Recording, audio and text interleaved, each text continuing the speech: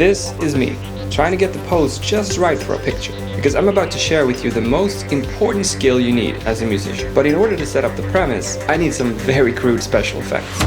There we go. In my left hand is René Descartes, and in my right is Kurt Cobain. We need one of these to properly explain the other, because as it turns out, the universal skill that all musicians need has very little to do with music. Let's get started. I'm assuming most of you are familiar with the most famous phrase to come out of Cartesian philosophy. I think, therefore I am, or cogito ergo sum. The words are René Descartes and are taken from his now very famous Meditations on First Philosophy, written in 1647. And yes, this will all tie into music if you just stick around for a moment, because we're looking for something universal here, so of course we have to go deep before we bring it all back again.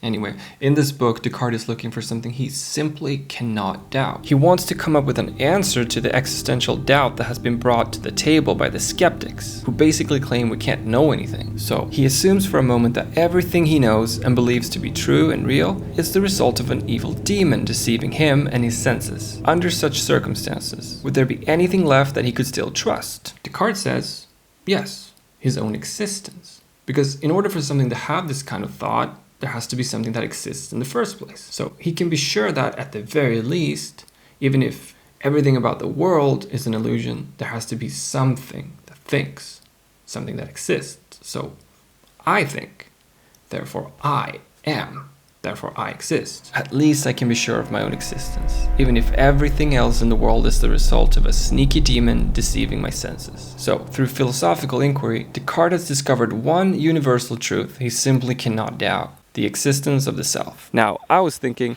what happens if we take a similar approach to music making? What if we, like Descartes, try to find a skill so universal that it would apply to all music makers? Now, maybe some of you are thinking talent, but to that I say talent is a set of dispositions rather than a skill, and I personally think talent is pretty overrated in the big picture of things. Now, I have a video about that if you're curious to check it out. I will link it somewhere so it's easy to find.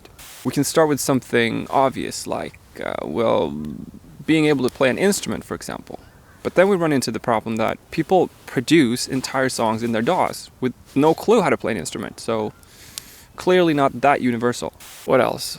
Music theory? No. Being able to sing? Not really. Not being deaf, perhaps. But that's not really a skill, is it? And there's Beethoven, so it's a tricky one. Because the thing I've discovered is that most things in life, most skills, most end products, most tangible, finished, concrete things can be achieved in many different ways through many different means. So maybe there isn't a universal skill that all musicians need, but rather some kind of mechanism to sort through and prioritize all the different skills you could develop as a musician. Some kind of filter. What if developing this filter is the kind of skill we've been looking for all along? And to better explain what I'm thinking here, I want to borrow a term from economics, something called alternative cost or opportunity cost. The cost in this case are the benefits we miss out on by picking one alternative over another, assuming they're mutually exclusive. The New Oxford Dictionary defines it as the loss of potential gain from other alternatives when one alternative is chosen. So for a musician, this could mean something like, well, let's say we only have 15 minutes to practice in a day. What should we practice? Let's say we want to choose between practicing technique or ear training. If we decide to go for ear training, the opportunity cost would be that we won't really progress on our instrument that day. But if we go for technique, the opportunity cost would be that our relative pitch won't improve much that day. Working on improving this filter would then mean that we could spend more time doing the thing that is most relevant to our goals and where we want to be, and reduce time spent on things that maybe aren't as relevant to where we want to be. Figure out where to get most bang for the buck, so to speak. I also think that being more efficient in these kinds of mental calculations becomes much more important as we age, because we tend to have less time at our disposal to work on things. I, for example, wasted so much time in my 20s and didn't really get serious about making music until our son was born, which was really dumb because all of a sudden I had no time to write songs anymore. But the flip side of that is that life turned into a real crash course in really strengthening that filtering mechanism. I became hyper-focused on studying exactly what I needed to get the most out of the very little time I had available. When I was younger, on the other hand, I wasted so much time practicing fancy guitar things aimed at impressing other guitar players, and that had nothing to do with writing songs. So, am I saying that the universal skill that all musicians need is a good grasp of the alternative cost of things? In a way, yes. Take someone like Kurt Cobain, for example. He will never top any lists of greatest guitarists or singers. Yeah, he was the singer and guitar player of one of the biggest rock bands of all time. How does that make any sense? Well, I would say it's because he was incredibly efficient in what he set out to do. His guitar playing was perfect for the songs he was writing. And by playing power chords and keeping things simple, in air quotes, he was able to create fantastic melodies on top. His voice would fill out the notes missing from the power chord, leading to some really great melodies you probably wouldn't get otherwise. He did all he could with what he had, essentially, and he homed in on this kind of minimalism with laser sharp perfection. So, in conclusion, what has been my point?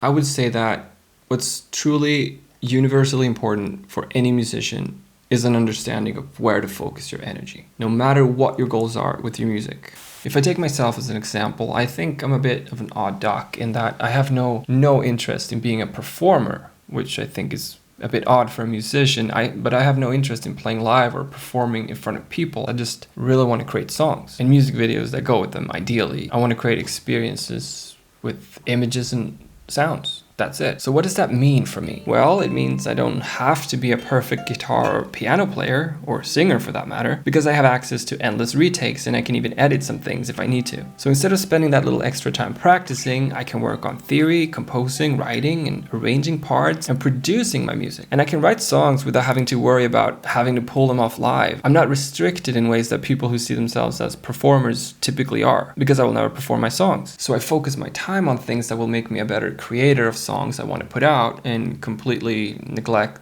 the performative aspects of music, which has been liberating and quite necessary for me due to the time constraints of having young kids.